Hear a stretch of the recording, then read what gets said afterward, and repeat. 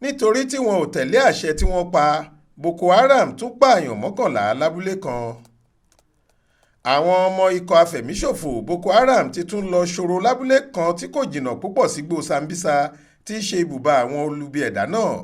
Kò dín ní èèyàn 11 nínú àwọn èèyàn abúlé Kauri tó wà níjọba ìbílẹ̀ Kunduga nípínlẹ̀ Borno táwọn èèyàn yìí tún rán lọ́rùn àpàpàǹdodo. Lọ́jọ́bọ̀ tọ́sídẹ̀ẹ́ ọjọ́ 27 oṣù keje ọdún yìí ni wọ́n láwọn Boko Haram ya wọ abúlé Kauri tí wọ́n ló wà láàrin Bama àti ojú ọ̀nà márosẹ̀ Kunduga. Níbẹ̀ ni wọ́n ti jí àwọn èèyàn 9 kan gbé. Gẹ́gẹ́ bí ìwé ìròyìn Vanguard ṣe sọ, àgbàlagbà kan lábúlé náà tó fi orúkọ bo ara ẹ̀ láṣìírí ṣàlàyé bọ́rọ̀ náà ṣe jẹ́.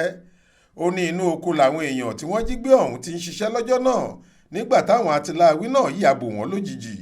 Ó láwọn ajínigbé tí wọ́n fura sí pé wọ́n jẹ́ ọmọ ẹgbẹ́ ikọ̀ Boko Haram yìí padà wá kàn sí àwọn mọ̀lẹ́bí àti ará àwọn èèyàn 9 tí wọ́n jí gbé náà, wọ́n sì béèrè iye tí wọn yóò gbà kí wọ́n tó lè tú wọn sílẹ̀.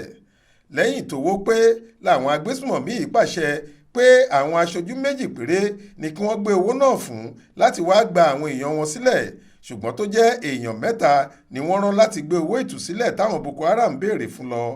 Èyí ni wọ́n ló bí wọn nínú gidigidi.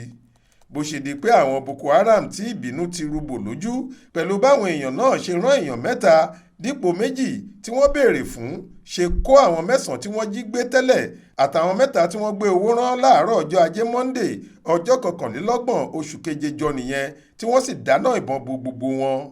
Ṣùgbọ́n orí kó ẹnìkan yọ láàrin wọn, ó fara gbọta gan, ṣùgbọ́n ó jà raburabu láti sá àsálà fún ẹ̀mí rẹ̀ kúrò níbẹ̀. Ilé ìwòsàn ìjọba tó wà nílùú Maiduguri ló wà báyìí níbi tó ti ń gba ìtọ́jú lọ́wọ́. Ó ní bóyá àwọn Boko Haram rò pé àwọn ní ète kan táwọn fẹ́ dá láti ṣàkóbá fún wọn ni wọ́n ṣe bínú pa àwọn èèyàn náà, kò sẹ́ni tó mọ̀. Gbogbo òkú àwọn èèyàn tí wọ́n pa ọ̀hún ni wọ́n ló ṣì wà nínú igbó tí wọ́n pa wọ́n sí.